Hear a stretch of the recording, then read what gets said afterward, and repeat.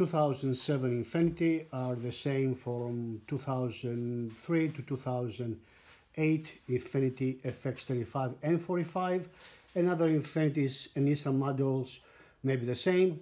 We are going to do the front right control arm and ball joint. It comes as one unit and easier that way.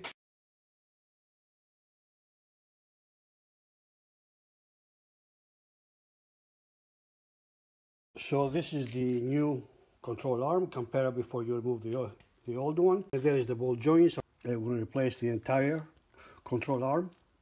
And that's what it looks like on the car. Use a stand, safety always. First, we'll remove the tire. We look, there is the control arm.